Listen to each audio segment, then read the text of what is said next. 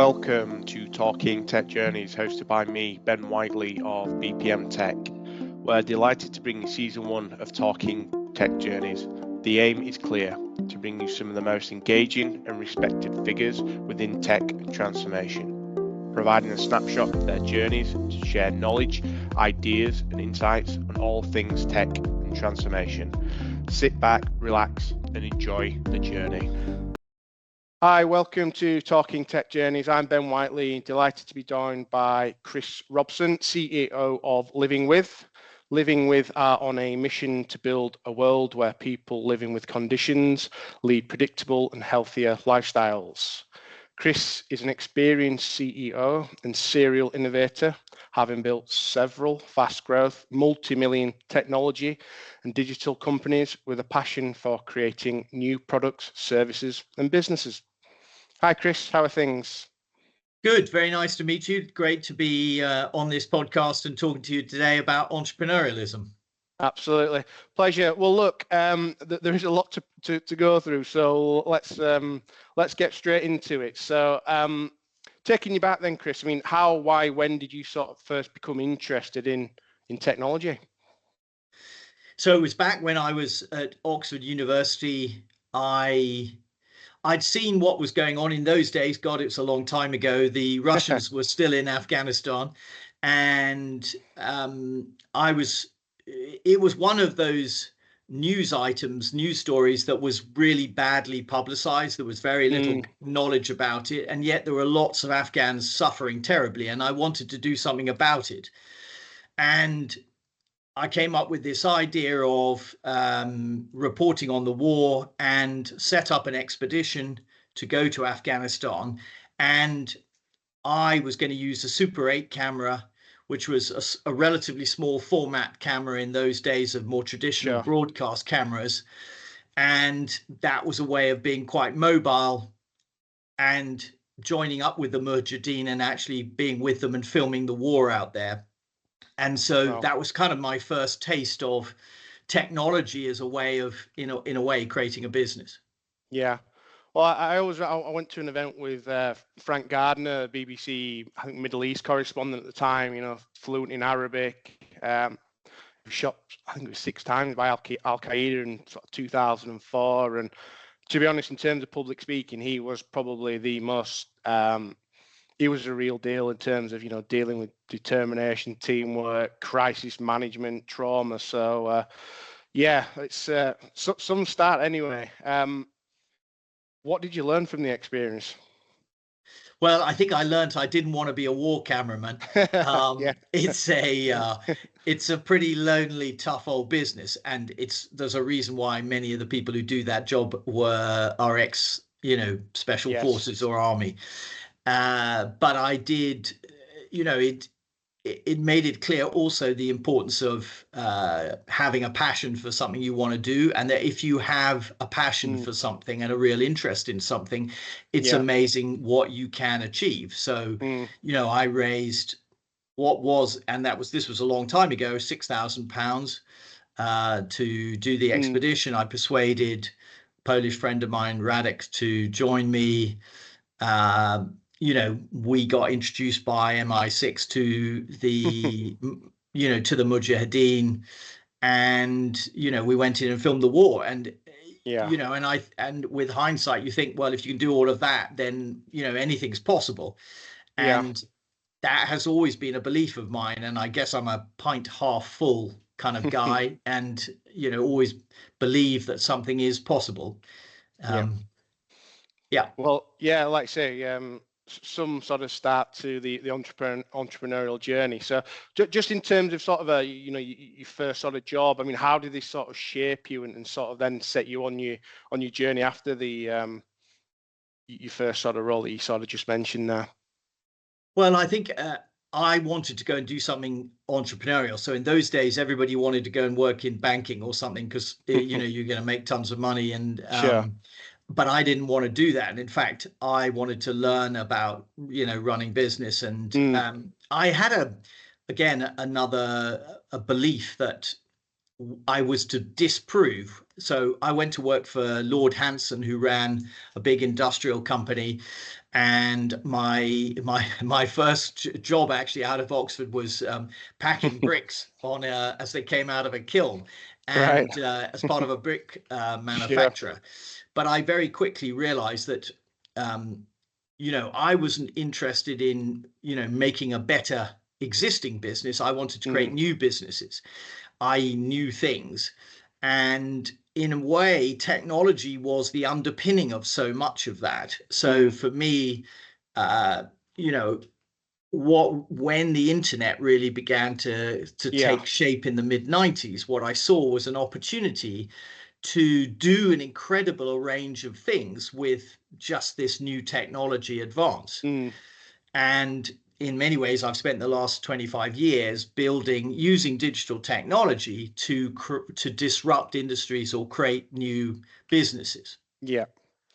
So look, the year's 1996, obviously, as you put it, you side hustles and there's 7 or 8 startups. So let's take you back to the digital world in 1996. Like say some of the evolving technology, internet, etc.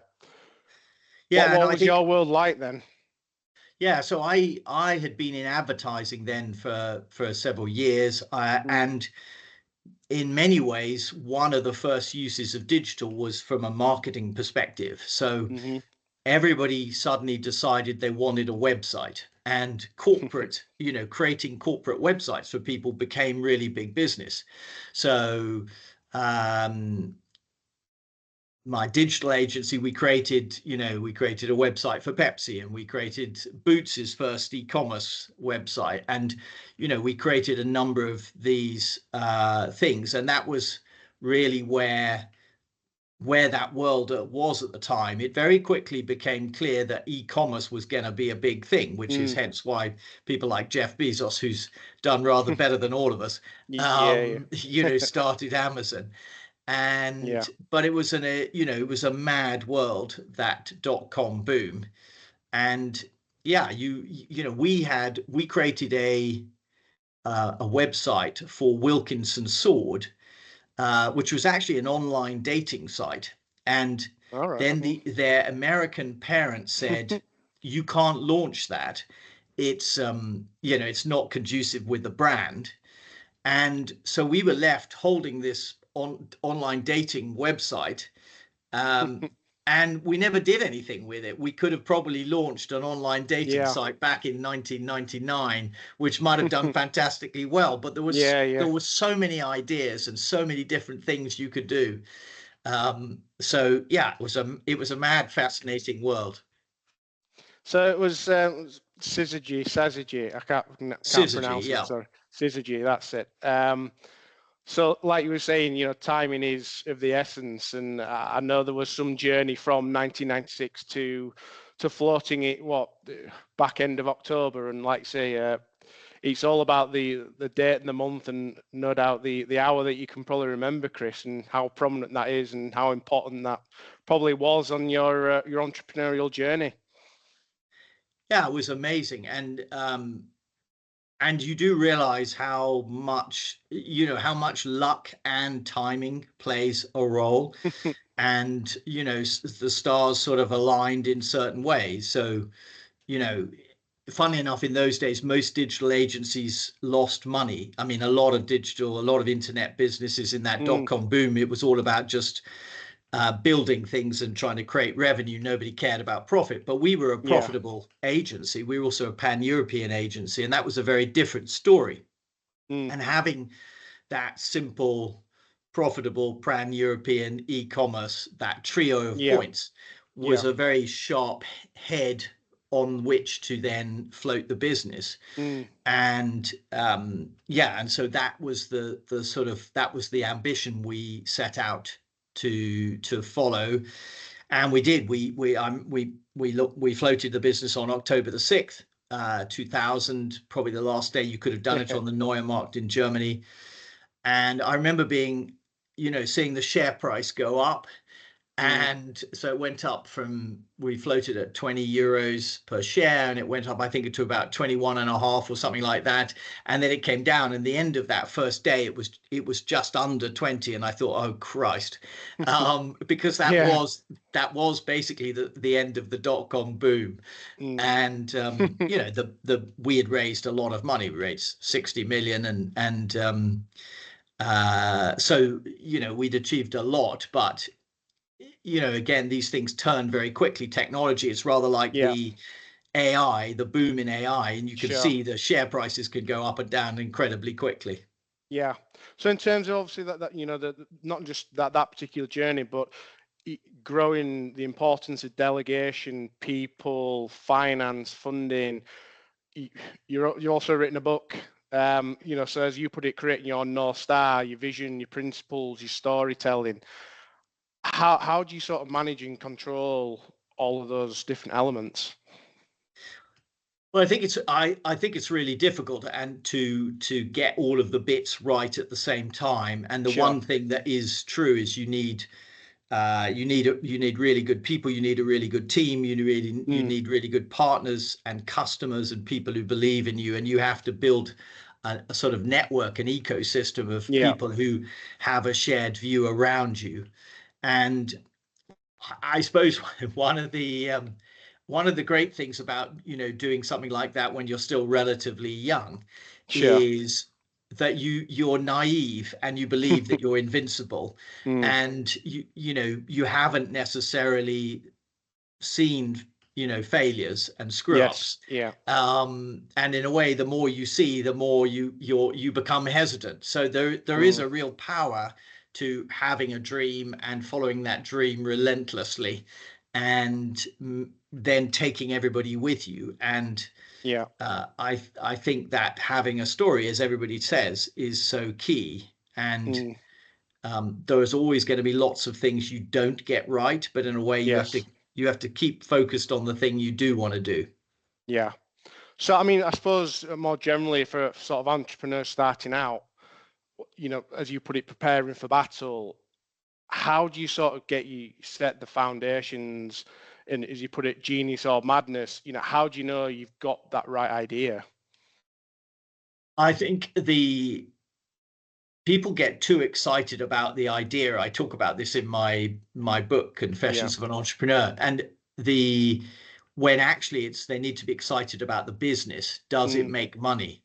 One of the ways that you notice this is when you talk about selling a company, people ask you, so how do you make money? They often ask you that kind of quite early in the conversation, and they're not necessarily as interested in the solution and all the nitty gritty around the tech, because they don't really care. Because if the tech doesn't make money, then their view, you don't really have a business. And so I think it's really important for entrepreneurs to focus on the business model. Why is the business model going to be sustainable? Why does it make more money or add more value than somebody else? And you touch on sort of living in beta mode, so never finished idea, sort of progression over perfection. Why do you think that's important? Well, I think if I go back to 2010, when I wrote my book, there was still a belief, and in many ways, the whole beta concept was relatively new in those days. And there was still a certain level of perfection in software terms. There was still a lot of people were doing waterfall methodology, as opposed to agile. So all of that had changed, but also people saw you need to run the whole company from more of a beta concept, that the people, everything is evolving with you, rather than it's you arrive at a fixed point in time in a journey, because you're never really in a fixed point of time. Very true. So in terms of like say that your journey from you sort of start up through to scale up, and obviously the sort of some of the sort of experiences that you've had with the businesses, you sort of touch on sort of bottling the highs to cope with the lows. I mean, are there any sort of prominent or live specific times and examples that you're able to share? Yeah, I mean, I can certainly, there've been incredible highs and incredible lows. And yeah, so I mean, floating a company, I remember scratching the bull's nose Yeah. outside in Frankfurt, outside the stock Wow. exchange. Yeah. And, because, I remember the night before, you know, giving a speech talking about how we were about to float. And again, all of that stuff you remember, and, Mm. some of the mad things that went on, Yeah. Yeah. as part of the whole road show and raising Mm. funding, etc. But at the other end, I've been seriously ill. So yeah, I comment in my book about I got Guillain-Barré syndrome, which is quite a rare disease, when I was just starting a new business. And yeah, I literally ended up in hospital. And yeah, the nerves in your body, they stop functioning. So Mm. your body collapses. So I went from being fine to being unable to walk in 2 days and unable to Mm. write, and I ended up in hospital, and I was in there for 5 weeks. I had to learn to walk again. So Wow. you can't foretell the damage you do to yourself. But a lot of people who obsess with creating businesses, Mm. they fuck up their health Yeah. along the way. They Mm. also screw up, their friends and family. Relationship. um Yeah. Yeah. there's a lot of sacrifices, so Mm. you need some of those highs to be able to cope with some of the pain that comes with it. Yeah.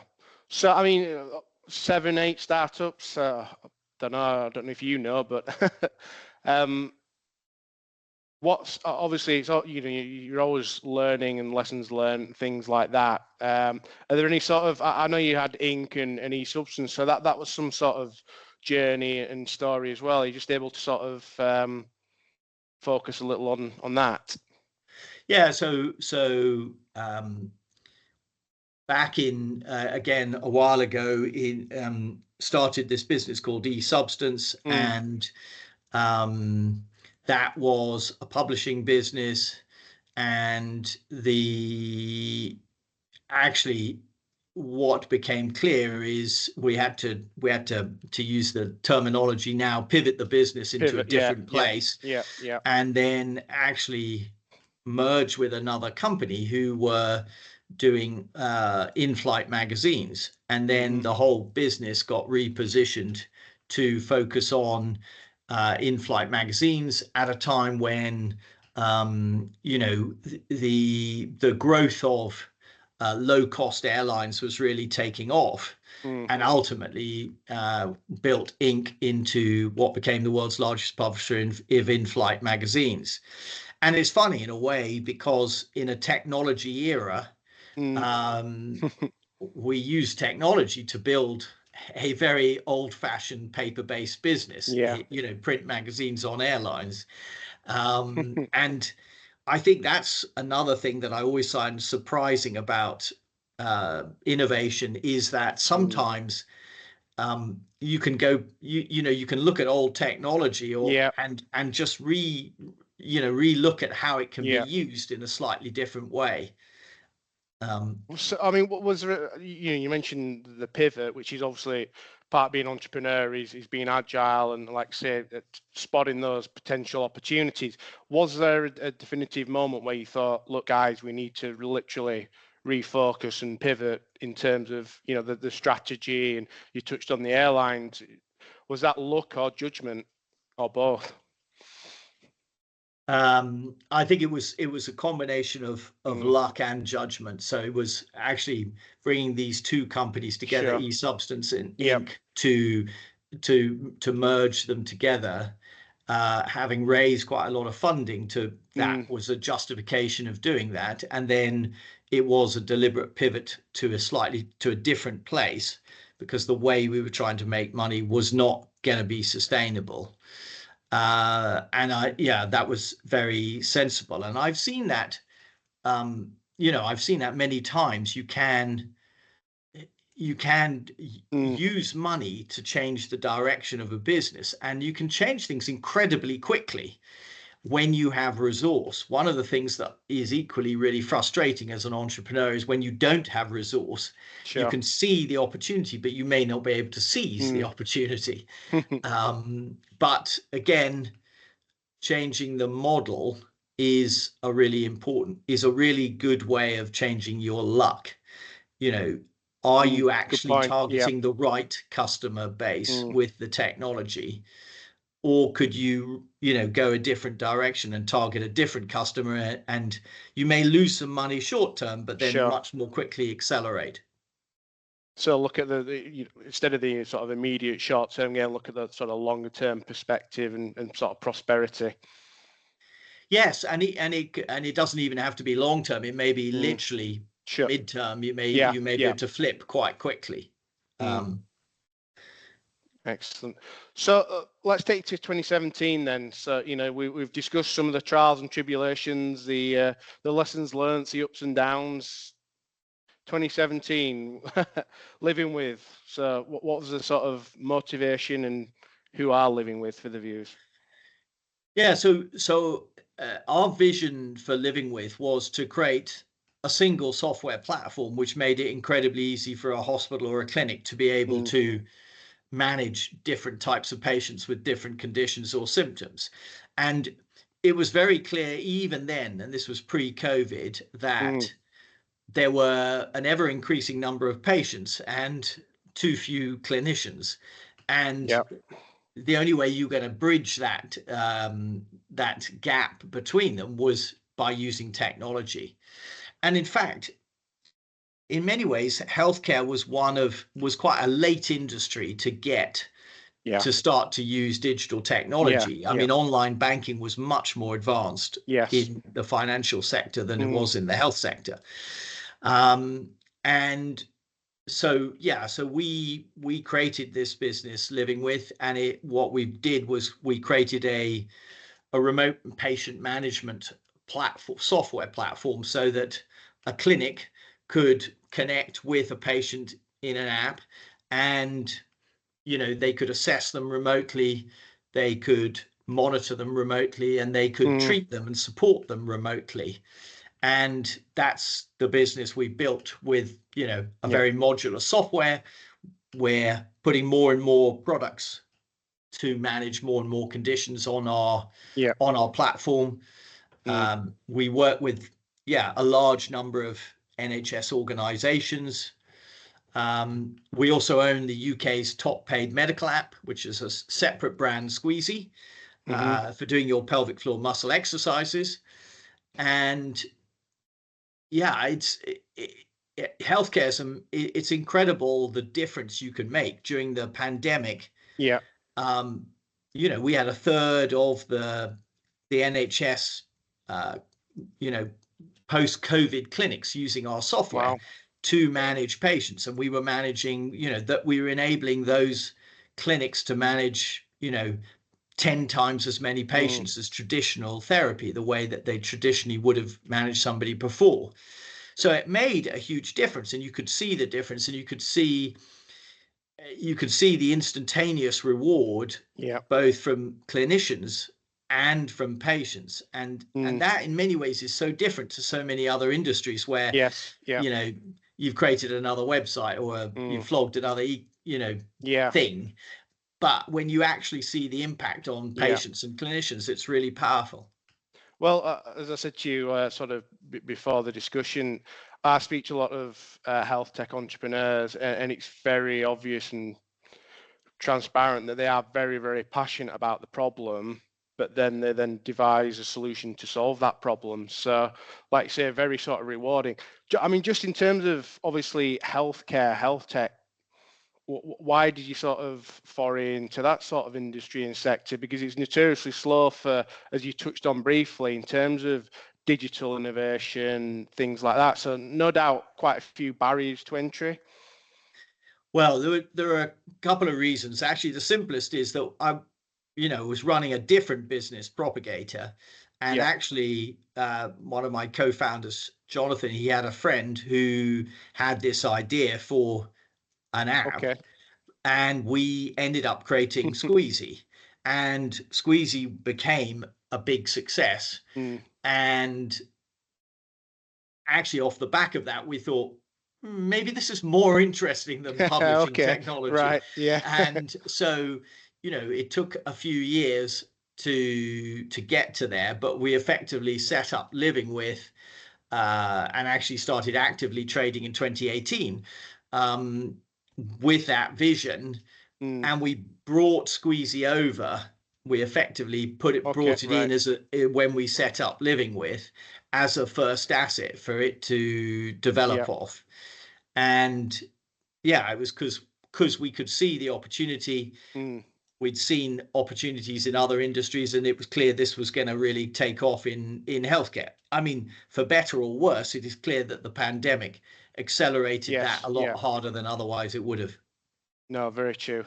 So in terms of sort of case studies, partnerships that you're sort of most proud of, and some of the results and outcomes that you've achieved, are you able to sort of discuss those further? Yeah, so I mentioned about how we used for that efficiency in terms of using our platform versus traditional rehabilitation therapy. But we've got a number of different examples in different areas. So something like Squeezy, which I was just talking about, the connected version of Squeezy, we can see that the adherence of patients using the connected version of Squeezy can be as much as 50 times better than, or 50% better, rather than 50 times, 50% better than traditional therapy. And that has resulting impacts on outcomes, patient outcomes. So in terms of managing, incontinence and some of these taboo subjects, which really ruin people's lives. So these things really work, and they really make a difference. So sort of the whole rehabilitation platform. So I know you've got various products, haven't you, across dealing with quite specific long-term conditions.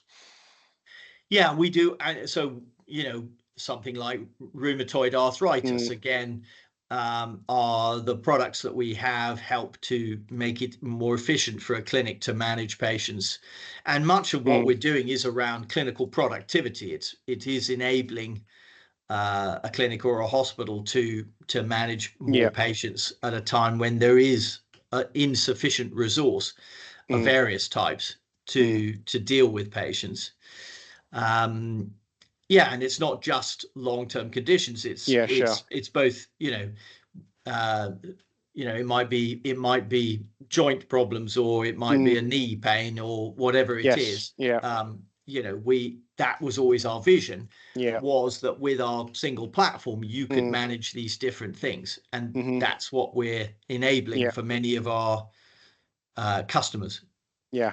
So I know more generally in terms of sort of healthcare, health tech, there's the obvious issues, that everybody's aware of in terms of patient care and outcomes and things like that. And obviously, I'd say renewed cautious optimism with, the new government and some of the promises, etc. Obviously, a bit of a honeymoon period, so we'll see. But I know you want to sort of discuss and talk in terms of your thoughts in terms of startups and scale ups, and really, getting that balance in terms of the difference between the startup and funding of the scale ups. And you've obviously talked about how you've set up business, scaled them, floated them.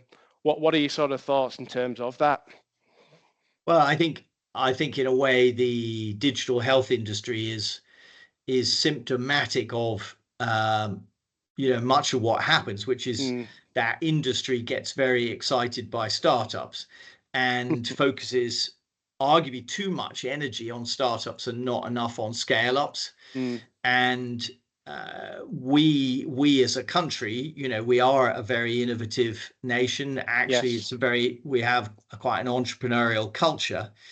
And I think we should do everything in our power to retain that, to maintain that. So as an entrepreneur, I find it a pity that the governments have, and obviously will continue to, reduce the benefits of things like the R&D tax credits, or the what was traditionally called the entrepreneur's tax relief, which is now business asset taper relief, because I think these really do make a difference. Entrepreneurs, it's often the entrepreneurs who've made tons of money and have sort of retired who say, well, we don't need this. I'm not sure that's true. I think you'll sacrifice a lot to start businesses, and the incentives, the upside should be higher than somebody who doesn't. And I think the government should really work hard to foster the best culture in the world for scaling a business. I think we should try to be better than America or better than India, because that's really where we're going to drive productivity and growth as a nation. Yeah, I see. Again, I speak to a lot of startups, scale-ups, and there is only a finite size of that pie, and revenues can be spread very, very thinly, as you sort of touched on. What can the government businesses do in terms of, really sort of getting those startups into, viable scale-ups? Well, I think that the sad truth of any industry is that there's often too many. There's too many companies, so they need to consolidate. And the digital health industry is in a consolidation phase. It's in still the relatively early stages of a consolidation phase, because there isn't enough revenue to go around, and there's too many companies doing similar things to each other. And ultimately, we see it now. ICBs and hospitals, they want less technology rather than more technology. Absolutely. And I think, like you said, that that there's a lot of overarching issues with healthcare, the NHS, I said patient care, etc., which get a lot of publicity, but ultimately it's down to the entrepreneurs, those leaders, to really create that North Star, the vision, the principles, and the story. I mean, just to sort of wrap up and conclude, were there any sort of key takeaways for? I know we sort of mentioned quite a lot of the importance of entrepreneurship and the startup and scale. Is there anything sort of a leaving thought for the viewers? Well, I think if in doubt, go do a startup. Be an entrepreneur, experience it, but don't necessarily expect that you're going to become a gazillionaire, because the odds are very limited. But I think you learn a lot from it. Clearly, a lot more people are doing side hustles than they once did. And therefore, many more people are experiencing it. But ultimately, people, this nation needs people to go out and create, the new technologies of the future, the new businesses of the future. And that's what is going to get this country from perhaps the less economically well place it is today to a better place in the future. Yeah. So if you've got that idea, that passion, give it a go. Give it a go, but make sure you think early on about, have I got the right people to do it with? Do not do it on your own. If having partners it will often make it more likely to succeed. And knowing who you're going to sell to and who's going to give you some money very early on is key. And obviously, feeling the sacrifices of that startup and the long hours, and leaving the maybe the 9-to-5 job, and the salary, etc., factoring all those things in as well. Because it's not for everybody, and it's if it's not for you, then don't do it, because it really won't be the right thing. And actually, I think people will, quite quickly, people work out whether this is something they want to do or they don't want to do. Good. Well, look, Chris, many thanks for your time. Great covering your entrepreneurial journey, and many thanks. Pleasure. Well, very nice to talk to you, and thanks very much. Thank you.